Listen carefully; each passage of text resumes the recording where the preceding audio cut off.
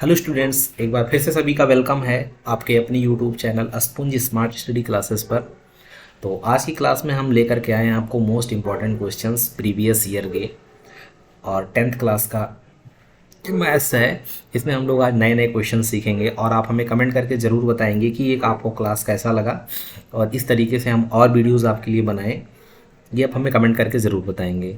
तो चलिए आज इसका हम फर्स्ट पार्ट देखते हैं और बहुत छोटा सा क्लास लेंगे इसके लिए, और आप लोग हमें कमेंट करके ज़रूर बताएंगे अगर अच्छा लगेगा। और आंसर पेपर का अगर सोल्यूशन चाहते हैं तो भी हमें कमेंट करके आप बताएंगे।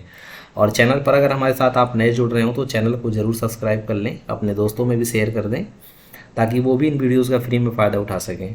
चलिए, तो हमारा फर्स्ट क्वेश्चन है यहाँ पे कि यदि द्विघात समीकरण लिखा है, यदि द्विघात समीकरण बहुपद या द्विघात बहुपद क्यू एक्स बराबर x square minus x plus 4 के शून्य का अल्फा और बीटा है तो अल्फा प्लस बीटा का मान बताएं। तो आपको हम पढ़ा भी चुके हैं द्विघात समीकरण में। सबसे पहले तो आप इसको, ये जो इक्वेशन दिया गया है इसको हम कंपैरिजन करा लेंगे। ए एक्स स्क्वायर प्लस का बी एक्स और प्लस का सी बराबर 0 से तुलना करा लेंगे। इसका 0 से तुलना करने पर, तो जब इसको हम तुलना कराएंगे, यहाँ से तुलना करने पर a का मान देखेंगे तो कितना आ जाएगा, इसका कोफिशिएंट 1 है तो 1 आ गया। b की वैल्यू देखिए यहाँ पे -1 है तो b बराबर क्या आ जाएगा, -1 आ जाएगा। और ठीक इसी के बाद लिखा है c बराबर कितना आ जाएगा, 4 आ जाएगा। तो a b और c का मान निकाल चुके हैं हम, और आपको निकालना है मूलों का योगफल यानी अल्फा प्लस बीटा। तो देखिए ये जो मूलों का योगफल होता है, मूलों का योगफल आप पढ़ चुके हैं, अल्फा प्लस बीटा बराबर होता है माइनस का b अपान ए। तो अल्फा प्लस बीटा बराबर आप लिखेंगे माइनस b अपान ए, माइनस यहाँ लगाएंगे और b की वैल्यू -1 है तो माइनस माइनस प्लस का 1 हो जाएगा, और अपान में ए की वैल्यू भी 1 हो जाएगी, और 1 ऊपर 1 नीचे कट करके भी 1 ही आएगा। यानी अल्फा प्लस बीटा की वैल्यू क्या आ जाएगी, 1 आ जाएगा। और अगर गुणनफल पूछता तो आप अल्फा इंटू बीटा लगाते और अल्फा इंटू बीटा बराबर सी अपान ए हो जाता, तो यहाँ पे वैल्यू 4 आ जाता। लेकिन आपको अल्फा प्लस बीटा पूछा था minus B by A, minus की वैल्यू, आप बी की वैल्यू भी माइनस में है और माइनस यहाँ साइन में लगा है, बी के साथ माइनस माइनस कैंसिल होकर के 1 अपान 1 आ जाएगा, कट जाएगा तब भी 1 आएगा। यानी इसका कौन सा ऑप्शन सही होगा, थर्ड ऑप्शन इसका सही ऑप्शन है। और आप लोग कैलकुलेशन करके बताएंगे।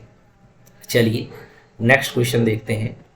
लिखा है कि यदि a1 अपान a2 बराबर b1 अपान b2 बराबर c1 अपान c2 समीकरण a1x plus b1y plus c1 बराबर 0, और अगला question a2x plus b2y plus c2 बराबर 0 का कोई हल नहीं है, एक अद्वितीय हल है, अनेक हल है या दो हल हैं। तो देखिए भाई, इनके लिए हम ये 3 लाइन लिखे हैं, इनको आप अच्छे से पहले समझ लीजिए। लिखा है कि अगर a1 upon a2 does not equal to b1 upon b2 है तो केवल एक सोल्यूशन होगा। और आपसे यहाँ पे क्या पूछ रहा है, मतलब ये जो रिलेशन आपको बताया गया है ये किसका रिलेशन है, और ये इसका आंसर इसके हिसाब से कौन सा ऑप्शन सही होगा। और दूसरा है a1 upon a2 is equals to b1 upon b2 और does not equal to c1 upon c2। तो देखिए यही वाला ऑप्शन मैच कर रहा है, यानी यहाँ पे लिख रहा है कि कोई हल नहीं है। यहाँ पे क्या कह रहा है कि कोई हल नहीं है, तो इसका ऑप्शन कौन सा हो जाएगा भाई, इसका ऑप्शन फर्स्ट हो जाएगा, यानी कोई हल नहीं। ध्यान से देख लीजिए, यही वाला ऑप्शन मैच कर रहा है, कोई हल नहीं, यानी पहला ऑप्शन सही हो जाएगा। ठीक, अगर यहाँ पे ये डज नॉट इक्वल टू ना होता तो अपरिमित रूप से अनेक हल हो जाते, यानी सी वाला ऑप्शन फिर सही हो जाता आपका। तो उम्मीद है कि आप समझ पा रहे होंगे। चलिए नेक्स्ट पेज पे चलते हैं और अगला क्वेश्चन देखते हैं। लिखा है कि 5x minus 2y plus 5x minus 3y plus 2 बराबर 0 और 6x प्लस y माइनस 2 बराबर 0 का किस प्रकार का हल संभव है। देखिए इसका हल पूछ रहा है कि किस प्रकार का हल संभव है, यानी वास्तविक एवं अद्वितीय है, ये हल संभव नहीं है, अनेक हल हैं, इनमें से कोई नहीं। तो सबसे पहले आप क्या करेंगे, यहाँ पर देखिए इसको कंपैरिजन करा लेंगे। a1x प्लस b1y और प्लस का c1 बराबर 0, यहाँ पर a2x प्लस b2y और प्लस का c2 बराबर 0।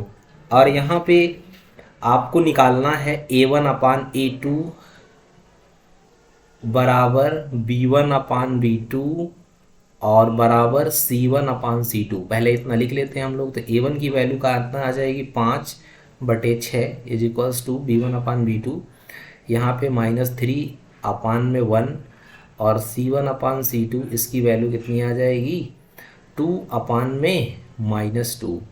तो आप देख पा रहे होंगे कि इनमें से एक भी रिलेशन आपका मैच नहीं कर रहा है। तो A1/A2 does not equal to B1/B2 आ रहा है, यानी इसका वास्तविक एवं आदितीय हल हो जाएगा, यानी फर्स्ट ऑप्शन हो जाएगा। तो अब अगले पार्ट पे चलते हैं, यानी अगले क्वेश्चन पे चलते हैं, तीसरे वाले पे, चौथे वाले पे। देखिए यहाँ पे लिखा है, फिर से इक्वेशन आ गया, समीकरण A2x + ay बराबर 1 और यहाँ पर लिखा है 3x - 2y बराबर 0 के अचर a के किस मान के लिए एक आदितीय हल है। अभी देखिए थोड़ी देर पहले आपको मैं बताए थे आदितीय हल के लिए। देखिए आदितीय हल की जो कंडीशन होती है, एक मिनट, आदितीय हल, वास्तविक एवं आदितीय हल क्या होता है, जब A1/A2 does not equal to B1/B2 होगा। यहाँ वैसे कर लीजिए A1/A2 does not equals to B1/B2। तो यहाँ पर क्या होगा, वास्तविक एवं आदितीय हल के लिए हम क्या कंडीशन लगाएंगे कि A1/A2 does not equals to B1/B2। तो ज़रा देखिए यहाँ पर जब कंपैरिजन कराएंगे A1 की वैल्यू कितनी आ जाएगी 2 और A2 की वैल्यू कितनी आ जाएगी 3, और यहाँ पे does not equals to B1/B2 यानी A और अपान में माइनस में 5। अब तिरछा गुणा मार दीजिए इसका, तो यहाँ पे कितना हो जाएगा, ध्यान से देखिए, यहाँ पे कितना हो जाएगा A1/A2 3/5 है ना। सॉरी, यहाँ पे कुछ गलत तो नहीं लिख दिया मैंने, एक मिनट चेक कर लेते हैं। यहाँ पे लिखा है 2x + ay 3x + 5y। हाँ ठीक ठीक ठीक डन। यहाँ पे क्या लिखा है भाई,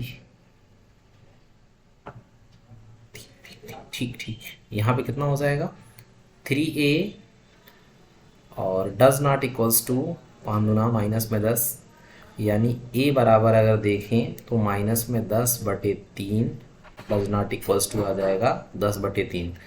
तो इसका कौन सा ऑप्शन सही हो जाएगा, बी वाला ऑप्शन इसका सही हो जाएगा। तो उम्मीद है कि आप समझ गए होंगे। चलिए अगले पार्ट पे चलते हैं, अगले क्वेश्चन पे चलते हैं। यहाँ पे फिर लिखा है कि A1x + B1y + C1 बराबर 0, A2x + B2y + C2 बराबर 0। इसके कह रहा है कि आदितीय हल है, और अभी हमने आदितीय हल की कंडीशन बताई थी भाई कि आदितीय हल कब होता है, कब होता है भाई आदितीय हल, जब A1/A2 does not equals to, आदितीय हल में क्या होता है A1/A2 does not equals to B1/B2 होता है, does not equals to B1/B2, यानी कौन सा ऑप्शन सही हो जाएगा इसका, सी ऑप्शन। आदितीय हल जब भी आए तो आप A1/A2 does not equals to B1/B2, ये ध्यान रखिएगा, आदितीय हल की कंडीशन है, आदितीय हल। ठीक, आपको हमने एक साथ यहाँ पे बता भी दिया है, देखो ये केवल एक हल होगा या फिर आदितीय हल भी कह सकते हैं, और ये वाला कंडीशन कोई हल नहीं, और यहाँ पर अपरिमित रूप से अनेक हल। चलिए नेक्स्ट क्वेश्चन पे चलते हैं।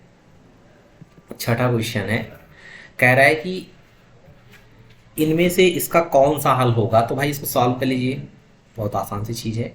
x - 2y बराबर 0, ये इक्वेशन फर्स्ट हो जाएगा आपका, और यहाँ पे क्या लिखा है 3x + 4y बराबर 0, ये इक्वेशन सेकंड हो जाएगा। अब देखिए यहाँ पर क्या है, 4 लिखा है, यहाँ पे 2 लिखा है, तो यहाँ पे भी अगर यहाँ पे देखिए चिन्ह कैसा है, विपरीत है, तो इसमें भी आप 2 से गुणा करा दीजिए, 4 बन जाएगा। तो गुणा करेंगे 2x माइनस में 4y बराबर 0, इक्वेशन फर्स्ट। यहाँ पे क्या लिखा है 3x + 4y बराबर क्या लिखा है 0 के। अब इन दोनों को क्या करेंगे, ऐड कर देंगे, तो ये और ये कट जाएगा। इन दोनों को जब हल कर देंगे तो ये और ये कट जाएगा। तो यहाँ पे कितनी वैल्यू आ जाएगी, इसकी जो वैल्यू आ जाएगी, सॉल्व कर लेंगे, कितनी आएगी भाई, सॉल्व कर लो ज़रा इसको।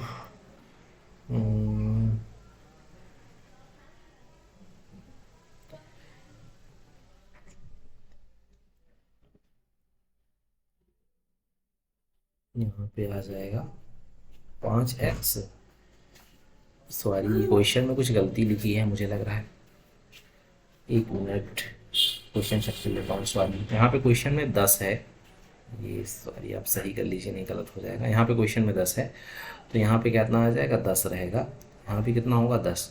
तो 3 और 2 मिल करके कितना हो जाएगा, 5x बराबर किसके, 10 के।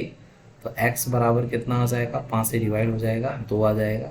x बराबर 2, इसी में भी पुट कर दो, तो पुट कर दो किस में, फर्स्ट में। तो यहाँ पर x माइनस 2y बराबर 0 के। तो x की वैल्यू 2 माइनस में 2y बराबर 0 के। तो 2 बराबर में 2y हो जाएगा, या फिर 2y सॉरी बराबर 2, या फिर y की वैल्यू निकलेंगे 2 बटे में 2 हो जाएगा, 2 से 2 कट जाएगा, y बराबर कितना आ जाएगा, 1 आ जाएगा। तो x बराबर 2 y बराबर 1, x बराबर 2 y बराबर 1, फर्स्ट ऑप्शन सही है। अब ये इतने 6 क्वेश्चन बताए गए, तो आपको ये 6 क्वेश्चंस कैसे लगे? आज काफ़ी दिन बाद क्लास भी हुई, और कल से इससे बेटर क्लास होगी। तो तब तक के लिए देखते रहिए, और कमेंट करके ज़रूर बताइएगा क्लास कैसी लगी आपको। जय हिंद, जय भारत।